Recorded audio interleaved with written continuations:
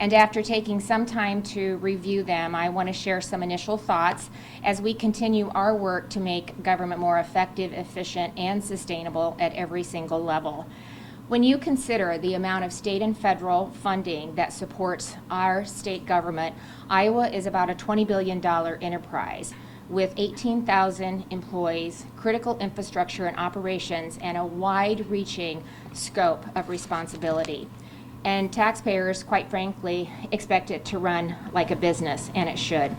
And that's why over the last 5 years, we've intentionally focused on making the state more nimble, competitive, and accountable, not only for the people it serves, but also for those it employs. In 2020, I launched the Governor's Economic Recovery Advisory Board to accelerate Iowa's pandemic recovery, which was named the fastest in the nation and was a catalyst for the next generation of prosperity and transformation in our state. In 2021, I stood up the Governor's Child Care Task Force to address child care shortages and workforce barriers for parents and employees across the state. Its recommendations led to innovative programs that received national recognition, created 27,000 new child care slots, and led to a first-in-the-nation website that allows parents to see in near real time where child care exists along their route to and from work. In 2022, I undertook what no governor had for 40 years, and that was a comprehensive review of state government operations. The pandemic had revealed many inefficiencies that had gone unchecked for far too long. For example, we had 136 professional licensing functions that were spread across 11 different agencies. Our administrative code had ballooned to more than 20,000 pages with 190,000 restrictive terms. And as you recall, we even had a cow-calf operation, which operated at a loss, of course. So in 2023, I introduced and signed into law a 1,300-page bill to better align the state's operations. We cut 21 agencies from my cabinet, centralizing services and agencies with the experience and expertise to best manage them, and today nearly all licensing functions are in one department. We've saved taxpayers over $250 million in 18 months, and that was more than originally was projected for the first 4 years. I also signed an executive order calling for a comprehensive red tape review and a moratorium on all new regulations. And since then, I am proud to say that we have removed over 4,000 burdensome regulations from the books. In 2024, I worked with the legislature to streamline our system of boards and commissions, together eliminating 83 unnecessary and outdated boards. We also, due to alignment, we were able to merge all IT personnel and services across state government into a new centralized IT division within the Department of Management.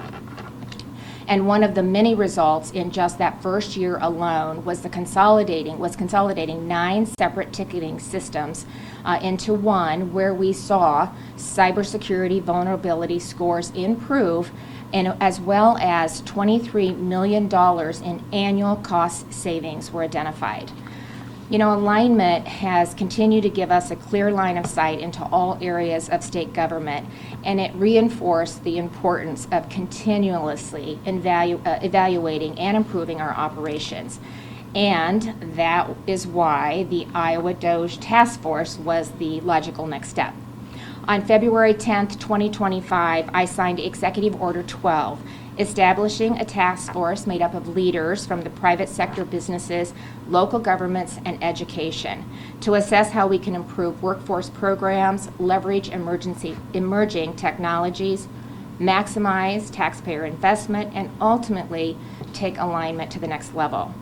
I asked them to be bold. I asked them to identify where state and local government aligns and where industry standards were, or where outliers exist. The level of detail in their final report, I think, shows the extent to which they took their responsibilities to heart, even when some topics sparked public debate. And on that note, I want to make something very clear before moving on this morning. IPERS isn't going anywhere. There's been a lot of public speculation, not to mention misinformation, about the potential changes to benefits that state employees, law enforcement officers, teachers, and others rely on. And you can rest assured that IPERS will be there for your retirement just as you've planned and we've promised. And that, by the way, was the intent of the task force from the very beginning. I want to take this moment to thank the task force members for contributing their time and expertise, especially Chair Emily Schmitt, who's here with me today. I want to thank the work group chairs, Reynolds Kramer, Kathy Kay, and Terry Lutz, and Representative Wills and Senator Dawson for their participation in the task force as well.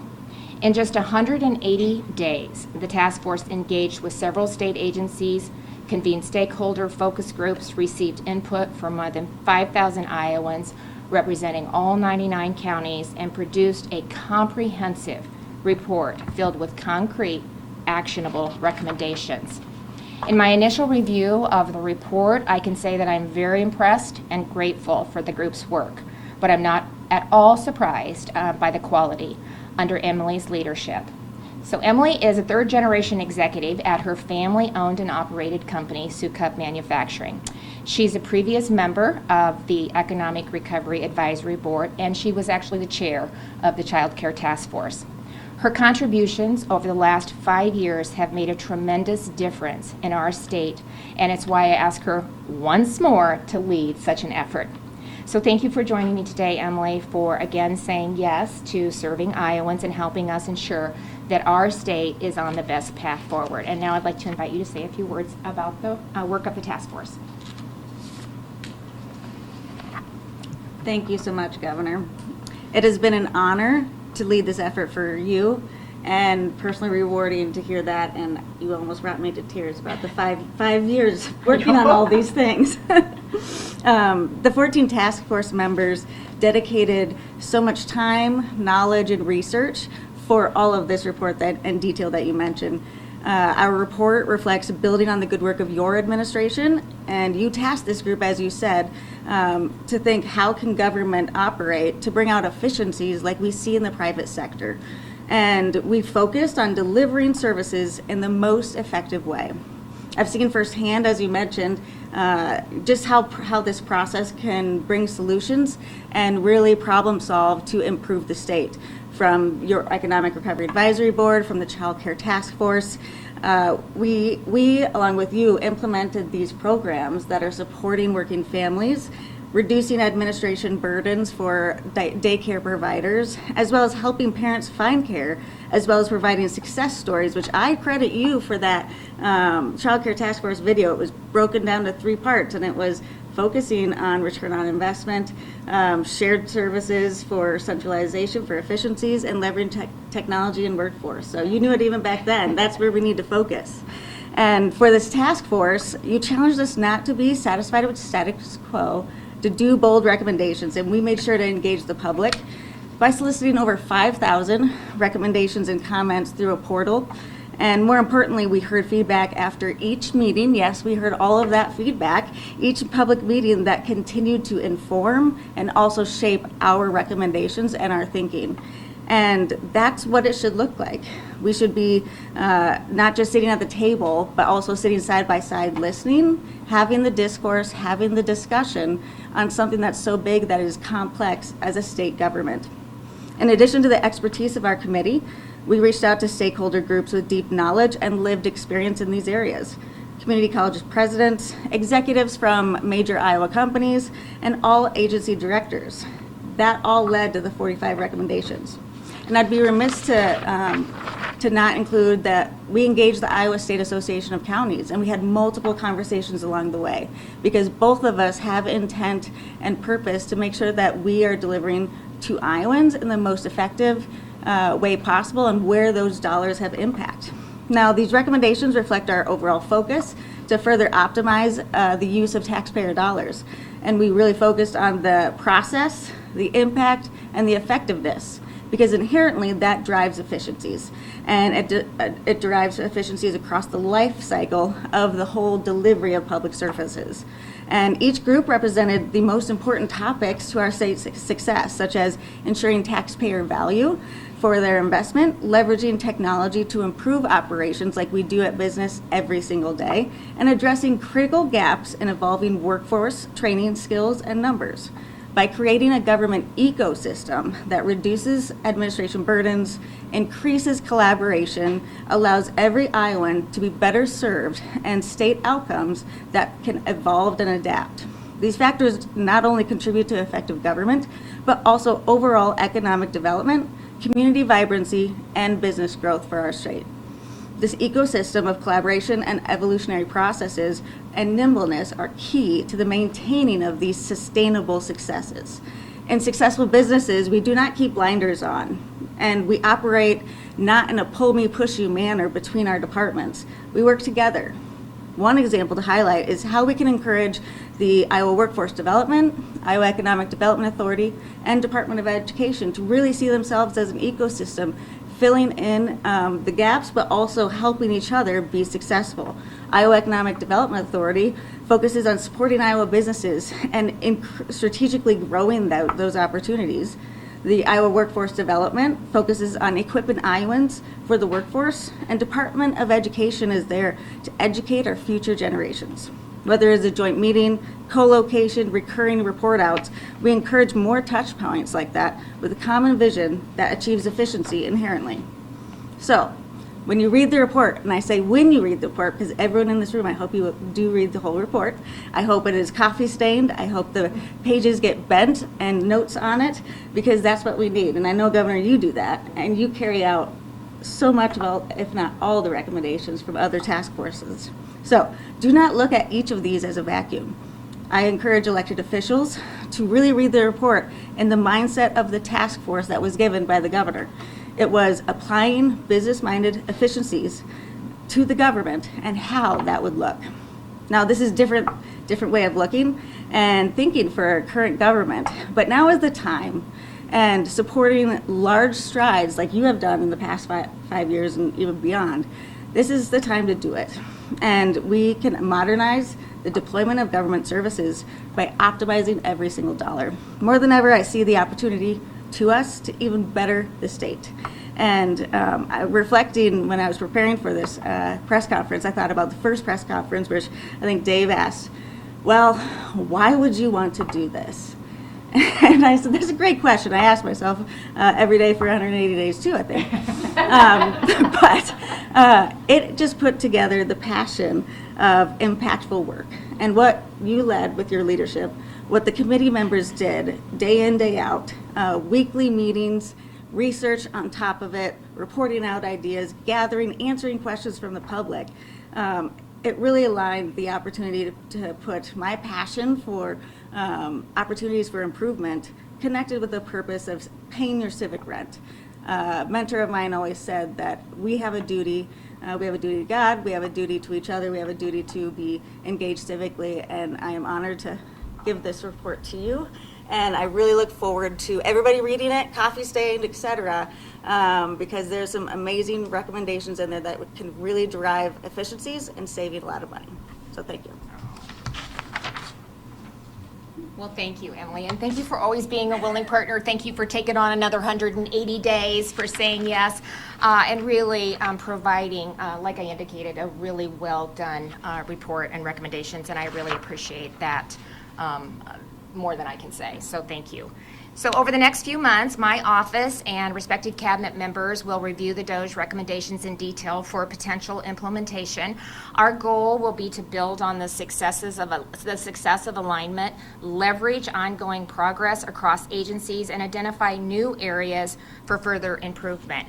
With respect to workforce programs, our state is already making tremendous strides. We've turned our unemployment system into a reemployment system. We've increased participation in high school work-based learning by 76%. That's a phenomenal statistic. We've also been recognized by the U.S. Department of Labor as a state apprenticeship agency, and the significance of that is it gives us more authority to oversee and expand registered programs that really are applicable in our state. But the fact of the matter is that workforce shortages, especially in certain high demand industries, it continues to be an issue. Despite a $400 million annual investment in workforce programs, employers report operational inefficiencies within certain programs, including outdated funding requirements. And that's why one idea kind of really resonated with me among the workforce recommendations, and that's giving employers a seat at the table to routinely review the workforce programs, ensuring that they're easy to access, that they are effective, and most importantly, that we have some metrics and they're delivering the intended results of the program that was originally stood up. I think it's also important when you look at how fluid the workforce is today that we don't have programs that have been in existence for 40 years. We need to be more nimble. We need to be more adaptive. We need to think about AI and technology and really how that applies to training the workforce to make sure that we're giving them the skills to advance in their career, to have a great great quality of life as a result. And so I think I just went off and said that already. So now, but now's the time for the state, as Emily said, to really reimagine its role of providing workforce programs, kind of moving more to a co-investor in workforce development and more of an enabler of employer-led workforce innovation. So this is a direction that I'm excited to explore further in the coming months. So, and also when it comes to leveraging technology, as I said, AI is not only the leading trend, it's the path forward. And again, the state is already using AI and predictive analytics to proactively identify program improvements. For example, the Department of Transportation and the Department of Public Safety have been using predictive analytics to forecast traffic patterns and identify roadways with higher accident potential, enabling authorities to take proactive measures and prevent crashes before they happen. These tools are also informing road design and infrastructure improvements to further prioritize safety. And AI's potential for improving efficiency inside state government operations is equally compelling. Across state agencies, too many processes are outdated, manual, repetitive, and prone to error, but AI is changing that. By automating tasks like form recognition, document classification, and workflow routing, we can streamline basic operations, increase service quality, and allow employees to focus on higher value work. And these are the type of outcomes that we should aim for across every level of government. Again, we've made great strides to do that at the state level, and similar opportunities exist at the local level. As the DOGE report points out, Iowa's local government structure has remained largely unchanged since the 19th century. But some communities across the state have taken the initiative to adapt and change for the better. In fact, thousands of memos of understanding have been signed among governmental entities, allowing them to share resources and provide joint services. The report highlights a regional partnership in Scott County that is saving local governments millions. Thanks to a unified agreement, the Waste Commission of Scott County manages waste services at no direct cost to the county or its 17 member communities. Without this collaboration, individual cities would pay an estimated $16 million annually, and the partnership goes beyond cost savings. Cities like Davenport and Bettendorf have streamlined operations by jointly adopting the same garbage trucks, containers, and GIS-enabled routing tools. And these shared investments have reduced staffing needs, improved route tracking, and created a more consistent experience for residents across city lines. County attorneys across multiple counties have partnered to develop and share a case management program that's more uniformly compatible, better able to integrate with other local and state criminal justice agencies, and more cost-effective for all. In other examples, cities have signed agreements with respective counties to have the sheriff's office provide law enforcement services, and counties have signed agreements to share a county engineer to offset the cost and specialized requirements of the position. These solutions like these are common sense and things we need to continue to look at. And it's why the DOGE report recommends encouraging locally driven shared service models to remove unnecessary duplication and reduce costs while also maintaining local autonomy and unlocking economies of scale that Emily kind of hit on. The savings that result from these types of efforts may help us solve another issue that we're working on for Iowans, and that's reducing local property taxes. Iowa's property tax system is complicated and interconnected, and reforming it is, well, it's not an easy proposition. If it was, it would have been done already. So at the end of the day, the only way I think that we can really reduce the property tax burden is to maybe find new ways, maybe find better and more efficient ways for government at all levels to deliver services to our citizens. And that's a conversation that I'm having with Iowans now. Over the last 2 weeks, I've been holding roundtables with legislators, local government officials, community leaders, superintendents, business owners, healthcare executives, farmers, and other property tax payers. Their voices are important to inform legislation because it truly is going to take all of us to get this done. And I do believe it is the expectation of Iowans that we get something done with property tax reform this year. So in closing, I want to again thank Emily and the entire DOGE task force for its work. Iowans can read the full DOGE report online. It's available on my website at gov.dot Iowa, spelled out .gov. And with that, we'll open for questions on this topic. Okay. During the DOGE committee public meeting, there was a discussion about education, Yep. about merit pay, pay for performance. How is that manifested in the final document, and do you plan to recommend that to legislators? Well, so we're kind of doing that right now, and we talked about it a little bit when Mackenzie did her overview on education. It's the TAL grant, which stands for Teachers Accelerating Learning, and that really incentivizes teachers that have gone above and beyond. It's based on growth, so it's based on where a child starts at the beginning of the year and where they're at the end of the year. And you know, with a lot of the things that we talked about at the Department of Education press conference, the reforms that they put in place, we are starting to see some really significant growth for our kids. And you know, we should never be afraid of rewarding excellence, and that's what we would do. We would, you know, not only, you know, the teachers would never see a decline in their salary. That's not what this is about. In fact, I'm proud to say it was myself and the Republican-led legislature that passed the largest salary increase for teachers in the history of this state. And we actually have a starting salary of $50,000 and 12 years experience. The floor is $62,000. So that in itself really, I think, is a strong statement that we want the best and brightest going into education. And then Mackenzie is working on standards. She is working on professional development. She is working on accountability. We did the literacy program, science of reading, and we're seeing phenomenal increases in scores because of the investment that we've made in our teachers. And this just takes the next step. It says, again, we want to reward them for really making a difference in this children's future. And it's a way to showcase what they're doing and encourage other colleagues to take a look at maybe doing the same thing.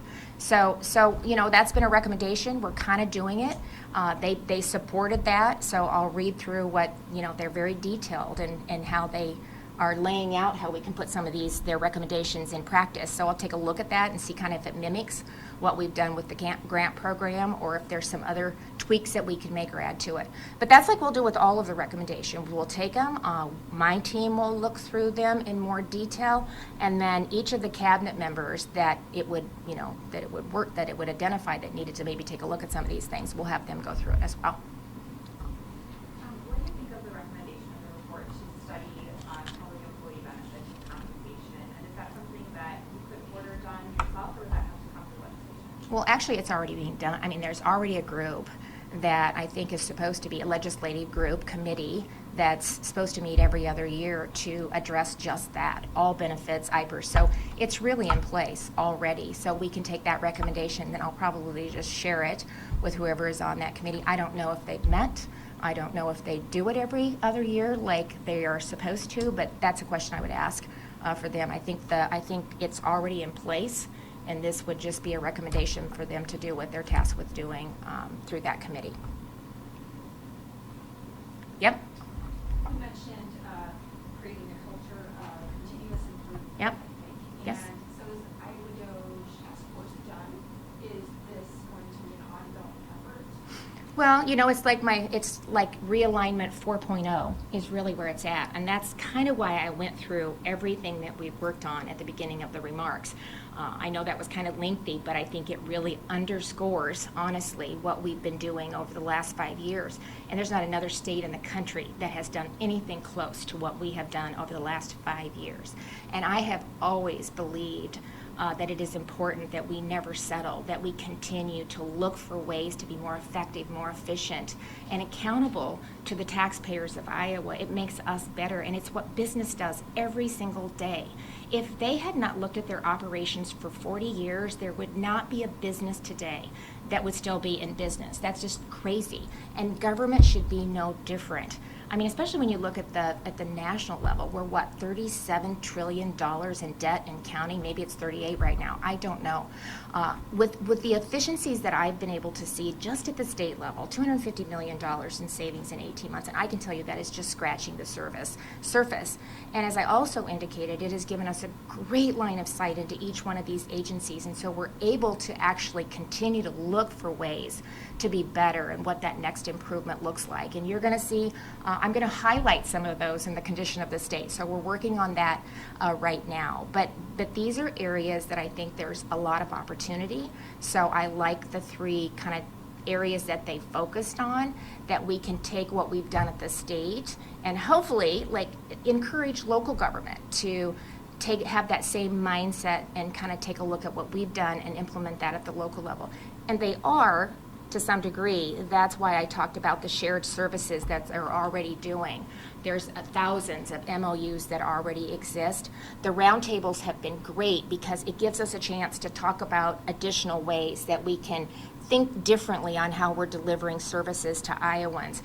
And it's been an opportunity for some of our smaller counties to say, for example, I'm already sharing with my county, with the hospital, to provide health services. So the county is partnering with the local hospital, which, that's a win-win for both, for them to provide the services. They're talking about sharing with other counties for services, for EMS, for fire departments, for waste and water treatment facilities. We need to think differently on how we can work together to stand up some of those programs, even within a county. So it's county to county, but even within a county, if you're a small county, are there ways to just do kind of operations and finance instead of having a county, a city, a school? Are there ways that we can think differently and save some of those administrative costs and be able to provide the services maybe better, and take a look at how we can maybe bring property taxes down in the meantime. So it's all a part of that as we're looking to go through these opportunities. Dave? While you share the name DOGE with the federal effort, you have structured this in a far different way than the feds did theirs, right? I'm going to try to sneak in a two-parter. Can you explain sort of why you did, especially as we have Emily standing right next to you, can you explain why you structured it in sort of a task force way, final report, and then can you walk people through what happens next? We haven't read the report yet, but is there stuff that you as governor will do on your own and then pitch a bunch of stuff to the legislature, or what does that look like? Yeah, well, so it's probably a combination of all of the above. And one of the reasons I did it the way that I did it is because it's been a very successful process for me. I did it with the children's mental health system, so it started with that. They'd been talking about a children's mental health system for 20 years, and nobody had done anything with it. So I stood up a task force. I brought all stakeholders together. I had them really develop a system, what the requirements would be, what the metrics would be, and what that would look like, tying it to the adult behavioral health system that we had in place. Then they made their recommendations to me, and then I put a bill together with the recommendations. I put it in bill form, and then I submitted it to the legislature because I felt like that way I had stakeholders at the table to design it. I put it in a bill format, and then I put it to the legislature so Iowans in general could have the opportunity to weigh in on what their recommendations were. And, that bill passed unanimously. Every Democrat and Republican voted for that bill. And so that process has worked well for me, and I kind of followed that with each task force. and she has a record of delivering. So, get the right people at the table, and then take the recommendations. If there's things that we think we can do or that might be applicable, then you put them in bill form and take them to the legislature. If they want to pick up some of those things, they certainly can do that too. So it'll probably be a combination. We'll make sure that they have a copy of the report as well. But like I said, it's been really successful. Realignment, we did kind of the same thing. We brought in a bunch of entities, the Child Care Task Force, the Economic Recovery Task Force that we put together. I think we actually did almost every single recommendation.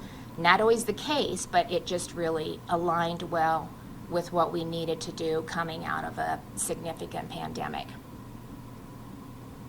Okay, thank you. More on topic. Yeah. Okay. You've talked about providing services more efficiently. There's a lot of concern about what's going on with the State Historical Archive in Iowa City. There's a lawsuit now. Records, documents, and collections have been removed. Can you tell us where are those things being stored? Have they been inventoried? Can you promise the people of Iowa that none of those collections will be discarded or destroyed? Yeah, well, it's an ongoing lawsuit, so I'm going to have to refrain from making comments on that particular case. But those items will be protected. Any questions off topic? Or on topic? Okay. I mean, you mentioned the shared service agreements kind of being key to. I'm sorry, the what?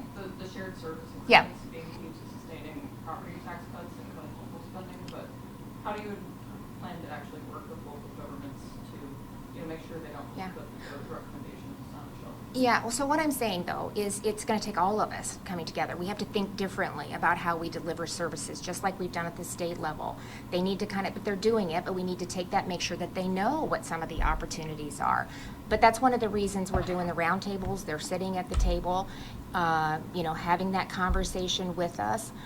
But we just have to be better at what we're doing. We can't sustain the level of government that we have, and especially with technology and the resources that we have today.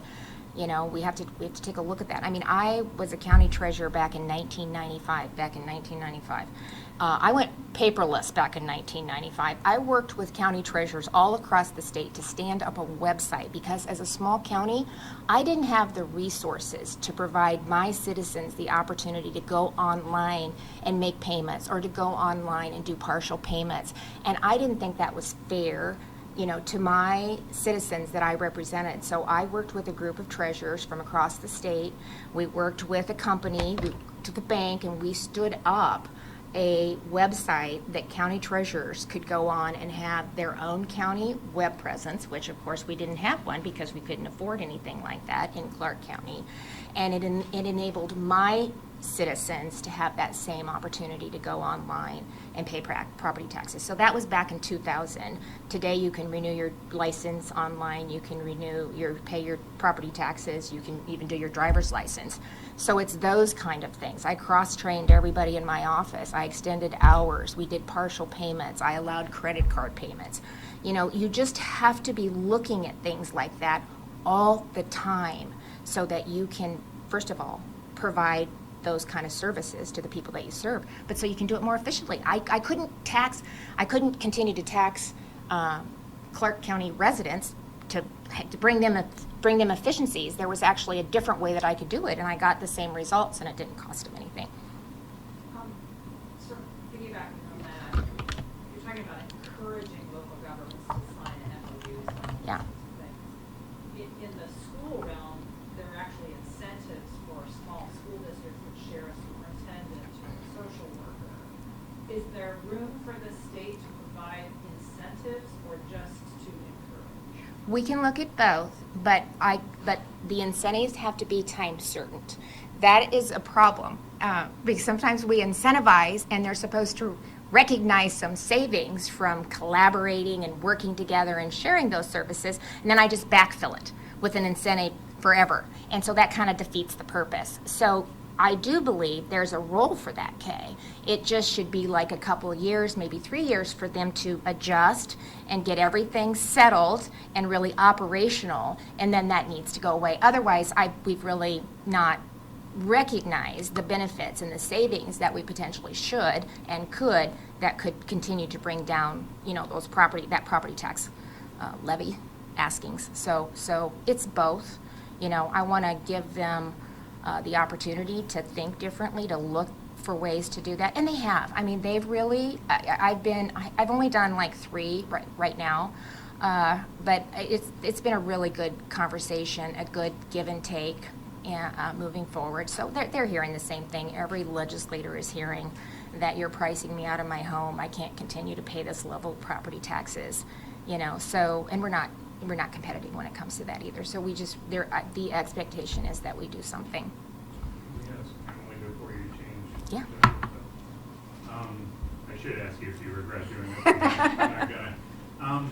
Can you, leading this task force, can you talk about the difference of being a company executive and knowing how that system works, and then kind of looking at this ginormous, I think the Gov said it's like a $20 billion sort of enterprise.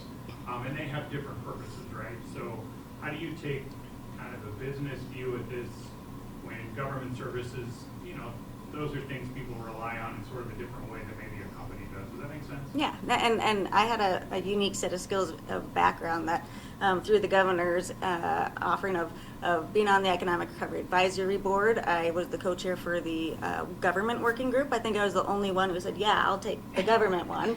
So I was able to see the actual spending of government. I've talked to so many elected leaders, even to this throughout this task force, that hadn't seen the cost of government report. And these are people who are voting on spending that money. So even being on that board back in 2020, I saw the cost of government back then, and we went through all the maps. And what we see in business is so many inefficiencies with so many different maps, different delivery methods. So although it may not, it is a completely different type of entity, the common goal of saving money and using every dollar efficiently translates to both sides. Now, the report put together 45 different recommendations, and it is up to the governor to say, she has led the way with some of the, the teacher grants that she talked about, and some other items that are in place, but this just emboldens some of those recommendations as well. So I think it's up to the elected officials and the governor to say, hey, we're supporting this. And yes, there are some differences between government and business, but the ask was, if you were to run government as a business, what would it look like? So that's what we took we put those glasses on and delivered that report. And I can say that so much time was spent on that. But we engaged all branches. Chief Justice Christensen engaged. We had Senator Isaiah Knox work with our members, Representative Wills, and et cetera. So we had every branch engaged. So that tells you that they want something that is the private side's efficiencies, and that's her leadership that has really paved the way. But Child Care Task Force, Economic Recovery Board, I did have some unique background to be able to come into this than others would, but yeah, it's efficiency translates on both sides. It's just we got to get government up to speed on the efficiency timeline more than than government keeps up, or lacks to keep up. Well, and Dave, to your point, I think, it really makes us better at what we're doing. And right now, I mean, it's so fragmented, nobody has any idea of the cost.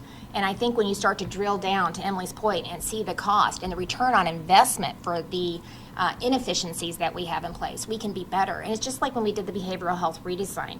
When they're taking 15-20% admin cost out of every fragmented program, even if they're taking 8%, that's money that could go into the classroom, into services, into behavioral health, on the ground. I mean, but it's just up here, people talking about it, and it's just that's inefficient.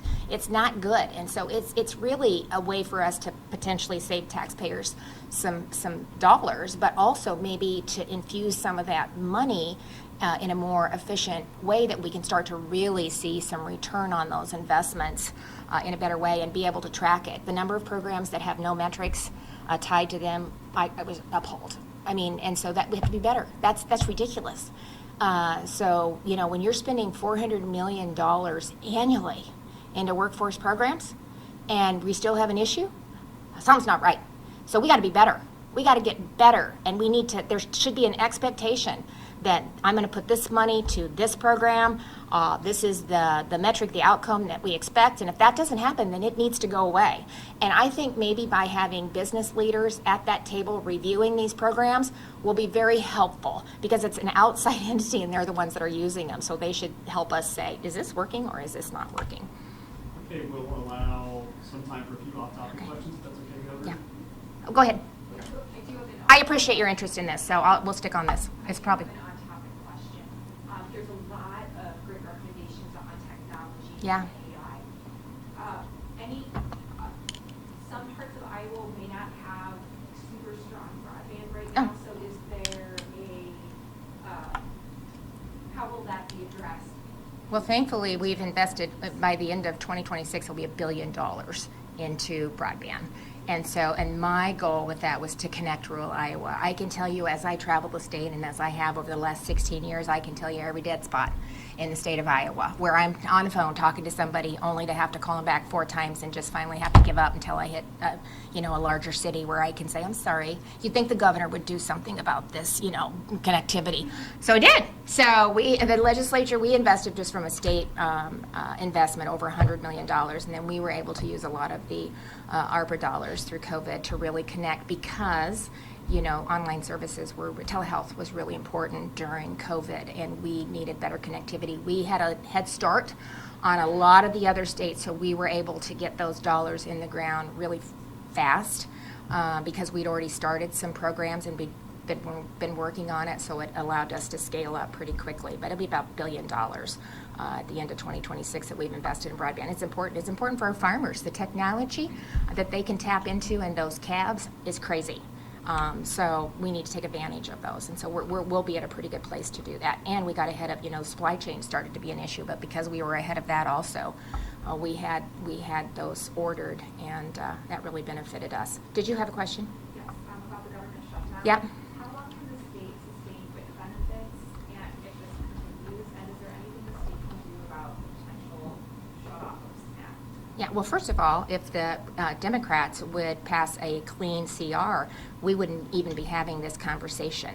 They need to come to the table and they need to pass a clean continuing resolution, a CR.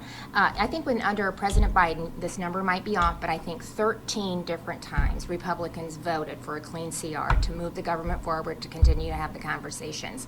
So the games that they're playing at the expense of Iowans and families, of low-income Iowans that need those resources, are sad. It's a sad scenario. They have nothing else. They need to come to the table and they need to get this passed. Piggybacking off of the federal shutdown, some union leaders have asked, kind of the news of the furloughs yesterday from the workforce development. Some union leaders have asked the state to access emergency aid in order to pay those salaries for federally staffed folks. I guess just what your thoughts on that? Well, so I think we have about 67 staff that have been furloughed through Iowa Workforce Development. They typically deal with the Unemployment Insurance Labor Market Information Division. Some have completely been furloughed, so they're not working, but some are working 2 days a week. So, we don't expect any impact in the processing. We don't expect any impact on the claims or issuing of payments. Director Townsend has said she doesn't see that being impacted at all, or their ability to respond to their customers. And we'll just have to see what happens afterwards. Sometimes they do back pay, sometimes they don't. If they're furloughed and not working, I don't know. We'll have to see what they end up doing at the federal level. But again, if they would pass a clean CR, then they could sit down at the table and they could start to work on the different appropriations and get the government funded. You mentioned about 67 at workforce development. What's the total number of state employees who are furloughed or impacted who receives federal full funding or partial funding? It's about 800, is that right? Okay. Between the two, it's about 700 to 800, right? 700 National Guard, and then close to that with the other agencies. So again, there's a way that we could, stop that. And we have 50 Republicans that have, well, not 50, but we have 53, I think, in the House, and almost all of them have passed it. It takes 60 votes to get it done. So, vote for a clean CR and start having those conversations. Dave? During your career, you've been recruited to run for Congress, and I'm curious how you view the way you do a budget here versus the way Congress most times does not really do a budget, and the fact that we've heard you say CRs like a half dozen times, like, doesn't that just Well, I think demonstrate that- how messed up? Yeah, but it has been happening for a long time, so it needs to stop. I think that's what they're trying to do. They're actually trying to vote on each appropriation, each agency, instead of bringing it all together and doing a lump vote. They need to get back to that so that they can give Americans a chance to weigh in on it, and we're actually talking about each agency. That's why, like, I'm staying in Iowa, and I chose to run as governor instead of go out. Thank goodness we have people that are willing to go out there and serve. I appreciate it. I respect them a lot. It's just a lot of things are out of your control out there, but they actually are trying to do that, and that's why they're saying if you could just come together like the 13 times that we did under President Biden's administration, so that we could continue those conversations and really put a budget together instead of kicking it down the road. I think the country as a whole would be better, and that's actually what they're trying to do. Thank you, everyone. Thanks, everybody.